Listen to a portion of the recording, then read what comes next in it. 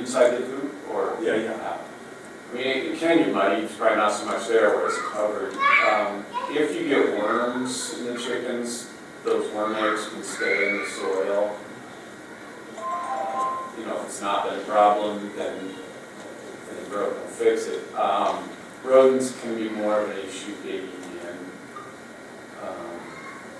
you know, whereas if you have a solid floor, those are the things I would think. Isn't the chicken's body temperature like 140 degrees? They're very warm-blooded. It's 105, right in that 106, it's right in there. Because that's why when they get scared, they'll go to the corner and they might suffocate Yeah, the crowd and they all, yeah.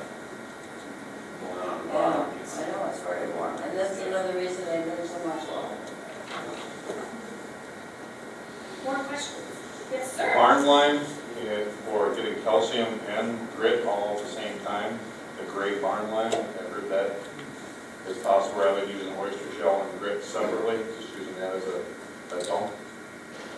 I don't know how well it works for grit, because that's limestone, and if you dump acid on that, it'll foam away pretty quickly. So it won't hurt anything, and again, if you're feeding mostly ground feed, they'll be okay without it. If they're eating a lot of plant material, I guess I would probably get some other non-limestone grit, granite or pea gravel or something. You probably won't notice a big difference. And oyster shell?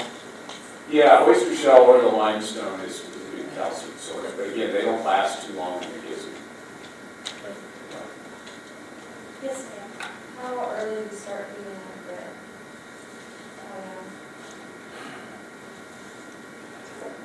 You could start as early as 2 to 3 weeks. Again, I would base it more on what they're eating. If they're eating stuff that needs to be ground up, then I would probably go with grit. If they're just eating hard, crumbles and pellets where it's already been ground up, then And then that young, do you break it smaller barn? you can get different sizes of grit. I don't know if you can locally here. They have chick grit locally, Okay. which is just a little smaller. Okay.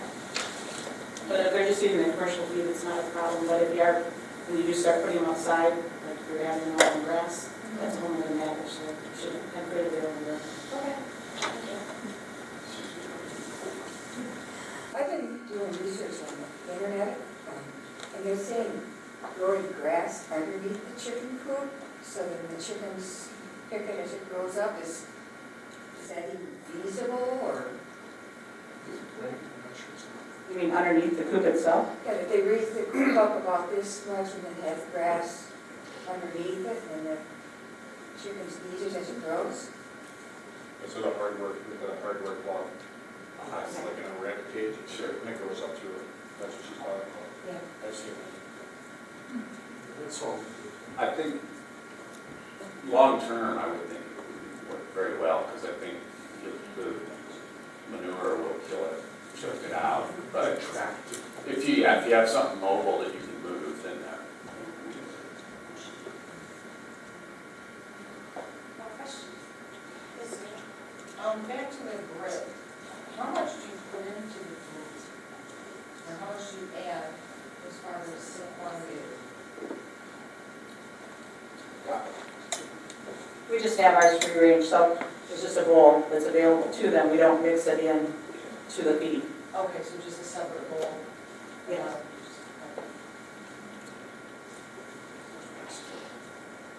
I have a question. So if we were to have like a mobile coop in the city, it has to stay within that 10-foot marking of your lawn. So do you have to like mark out where it could stay, or does it have to be solid? The ordinance says you cannot move it once you have it in place. Okay, so it's like a designated chicken spot there. Right. Okay. You can have a run apparently, That's no as long as the 40. run's part of the coop.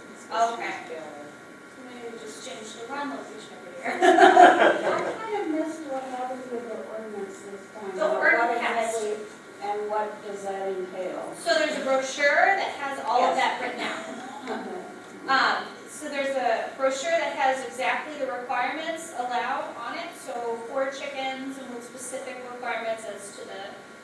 location in your backyard, no roosters, and then, drawing up an image of what it's going to look like in your backyard. The brochure is also on their website. What's that? What city office has that? I just Googled and it came up, first name. The City of Janesville website has Yeah, the it. City of Janesville website has it. You Google Janesville City ordinance on chickens, it's like the first PDF that comes up. And they're pretty helpful too. If you go out there, they'll walk you through things that you need to do. And Yeah. I did it all in an afternoon. I went home, called for my poultry, or for my permit. She gave me my number over the phone, went into the Janesville office, she emailed her, called back. In an hour and 10 minutes, I had the permit, everything all done. Perfect. So I mean, everybody was really helpful. But I had picture of my coop, I drew out the yard and did everything. Just like it says, just what they asked for in the paper there, it's pretty simple. Yeah. Okay, great. Out of curiosity, how many people here have permits already? You mean the state permit? Like the city? City? Code. So that was the 25th one. Yeah, As of yesterday, there were 29. and Judith is on as to the City of Janesville Chicken Facebook page. So if you're not on that, I suggest you look for COJ Chickens. There's a lot of different information and chickens eating zucchini and that kind of thing.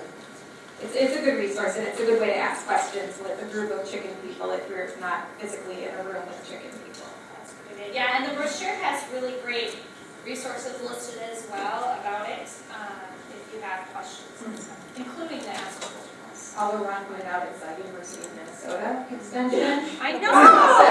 So they also listed extension as to who to contact if you don't want your chickens anymore, which is not accurate, so. Good. I was just like, why is Donna on here? So, no, she just found out about it today and we were laughing about it. So we're gonna work with them to get that accurate. Yes. I don't know if you guys want to answer, do you know how many, is there a set number of permits available for the city, or is it just something else? In the beginning, the city was expecting about 10. But there is no official limit. We're such overachievers. I'm looking at this here, and it says you can't get your coop until after you get your permit, so how can you show what your coop is going to be unless you draw it? You draw it You out. just draw it out? Yeah. Okay. I just kind of wondered how to do that. Yes, sir. You said that chicken wire wasn't good. Is it thickness of the wire or a certain size mesh that's good? Chicken wire, it will keep the chickens in, but it won't keep other stuff out, is what like a raccoon or a dog. And so that's where I would, a lot of people will put maybe a heavier wire, even if it's not such small holes, but a heavier wire to keep stuff from tearing it. Hail screen, what I call hail screen, the half-inch square. Hardware cloth. Hardware cloth. That will work well. Different wire, but And how tall for our city chicken? the biggest thing I would say is make it something you can get in, because there's gonna come a time when you're gonna need to get in there and get around. So, I don't know, 4 feet at least, We sell 2 feet hardware cloth, I think 3 feet at the farm too. And it's got this 25-foot roll or something that you can raise the chicken around with that.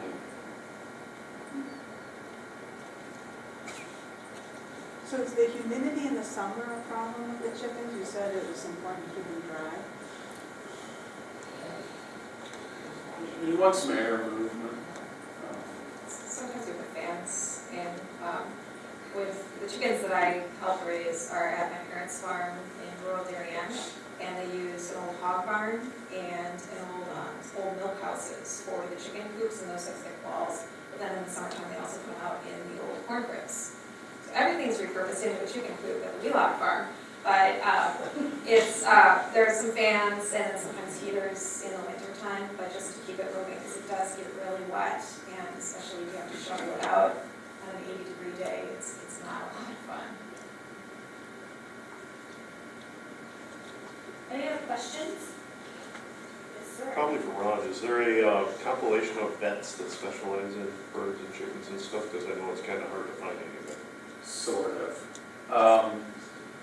The Department of Agriculture has a list. If you go on the DATCAP website, and I always just search poultry, and it'll come up with stuff. And they have a list of, I don't know, 100 vets maybe across the state. And those 100 vets have gone to at least a couple classes about poultry health and are willing to see chickens, okay? Now, it varies a lot. So I don't know down here. There are a few around Madison that are pretty good. A lot of people call me with questions, and I do what I can. I'm not a veterinarian. The diagnostic lab there in Madison is not too bad. One of the things a lot of people don't like is, excuse me, their rule is that nothing leaves their place alive, okay? So, if you've got 100 chickens, you take a couple in, they find out what's wrong with them, and they go back to your 98 left and do what needs. If you've got 4 chickens, that won't work so well, but that's the way it is. I mean, that's what they're set up for. But they can sometimes answer questions as well over the phone, even if they don't see the chickens. Do you guys know any local people, or? I don't know the name, I believe there's one in Broadhead, and I guess Madison has a couple, none that we've ever used, but, and I don't know the name, I think the ones at Broadhead Veterinary Clinic or Hospital. But that's one of the problems, is finding somebody who knows anything about them. I'm not 100% sure, but I think Badger Vet might over McCormick. Dr. Waldron's been to one of the classes they had last spring that was specifically for poultry. So I know she dealt with her first case of bumblefoot. She was very excited last summer because they just don't typically have that experience. So she would be another person, but she's a little bit new to it as well. She would have been. Do you have a question? I don't really have a question. I think it's just interesting for people to know that I've seen our chickens pick up a mouse. And the other chickens will think, oh, it's a treasure, and they'll go after, And I've seen them eat a snake. Oh, wow. My favorite thing is throwing worms at the chickens, Oh, my they go goodness. crazy, especially the hornworms, and as, a gardener. Take those off your tomatoes, give them to your chickens. Somebody else over here had a question? Yes, ma'am. It sounds like free range is a much of an option with city backyards. So as far as a dusting box or bin, what would you recommend as dimensions for that? And how deep to make it? What they, and if you look on the internet, there's lots of ideas. One of the things they talk about is just using a cat litter box, the base of that. And that's fairly good size for most chickens you've got in town. Even like just a plastic dish tub or something. It really doesn't take anything extravagant. Pinterest has got a lot of other ideas. Pinterest has a lot of ideas in what I Yeah. Any other questions? One thing I should, and I don't know what'll happen here, but again, it does seem like roosters become an issue, and so that might be something you want to think about ahead. Madison is pretty good with their news group, and your Facebook group may have some people outside the city that works pretty well up there, that if somebody gets a rooster, there's people that will take them outside. Now, what happens to them after that, some people, but at least it's a way to get them out of town. It might be something to think about anyway.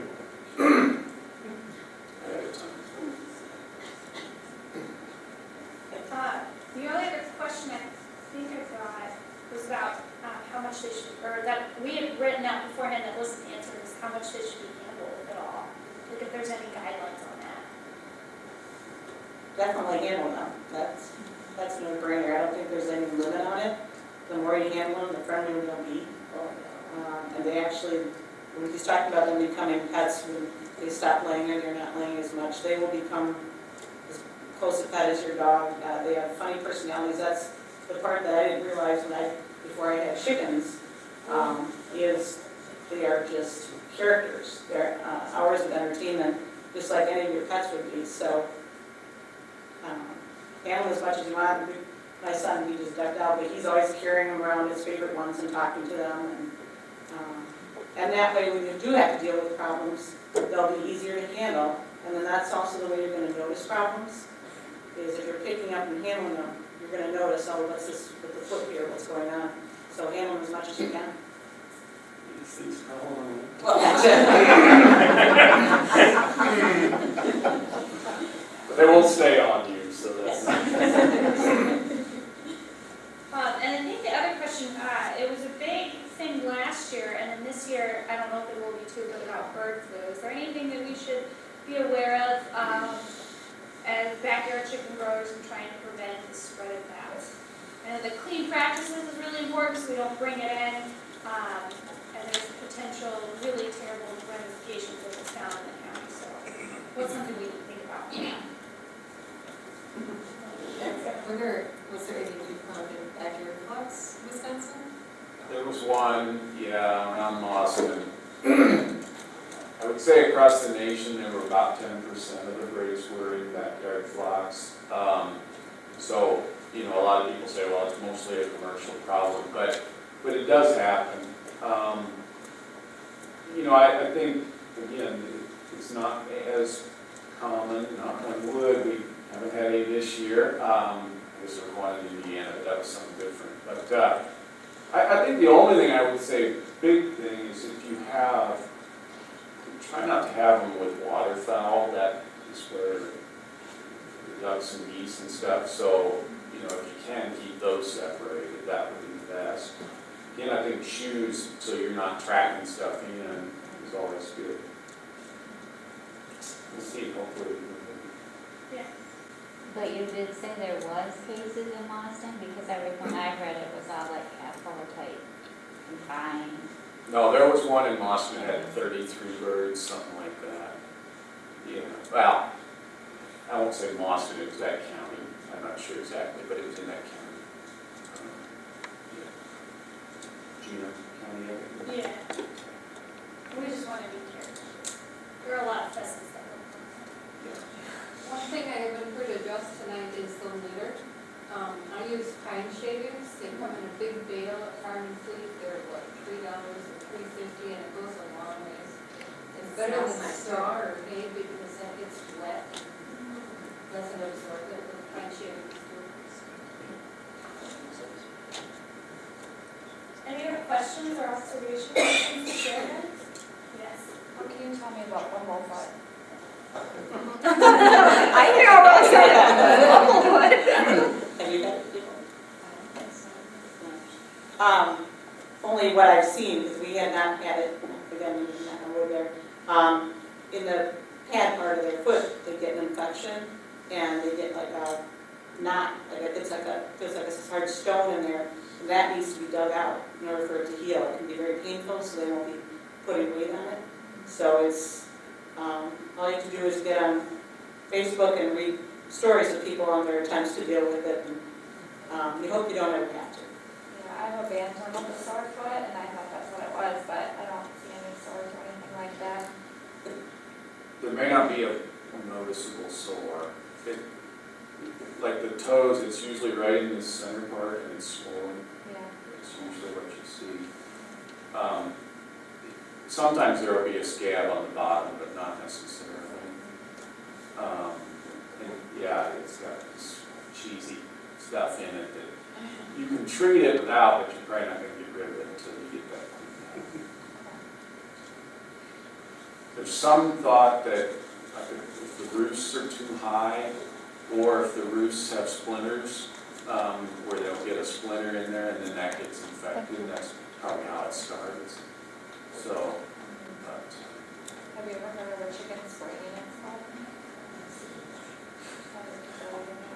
Yeah, I've seen them get a toe caught and then they'll, twist or something. can happen.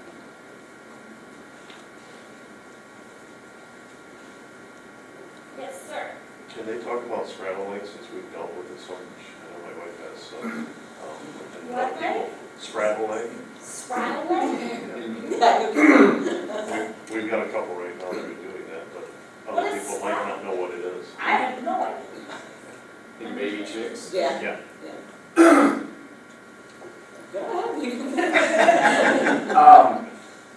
So the chicks, when they hatch, they should stand up, after that and stand and their legs spread apart. It can happen, you'll see all this stuff about slick surfaces when they're standing, and there's probably a little truth to that. So people will say not to start them on newspaper because they'll slip and get spread leg. My experience, I think a fair amount of it has to do with hatching, and if they don't hatch out in a timely fashion, then their feet don't come out quite straight. But I don't know, what the situation is. A lot of people will put some screen down over whatever shavings you have for the first few days, and that'll help them get so they don't slip. You can actually treat it. A lot of people will take like pipe cleaners and splint it up, and a lot of times, a day or two of that, and they'll firm up and they'll be okay if you want to take the time to do it. We've had success with that, even with Lauren's turkey poult that was visiting her. Same problem, but it happens a little bit differently with the turkeys. But all you have to do is do a Google search on it. We did it with the straw between the legs and got wrapped around it. And she said you can't even tell that one had any problems. So we've had pretty good success with it, but you got to catch it right away. I've heard about clipping the wingtip feathers, something about flying. Is that something we should be looking into, or? We don't do that, but We have a video that we shared from Trina on how to do it, on the Ask a Poultry Farmer blog. Do you recommend it? I don't think we actually do it. I mean, where you have to have your run covered anyway, I don't think you should really need to. I was just wondering if they'd fly up and hurt themselves. They fly up. I don't think you should do shit. I found when, if you have netting covering it, then they could get tangled in it. We've had that happen when we had a run that had like the wire sides, but then just had some sort of like soft netting on top. Their feet would get tangled in it, or their wings would get tangled in it, so it's better to have a hard top. All right, any other questions? All right, well, thank you so much, panel, for coming. Thank you guys for coming.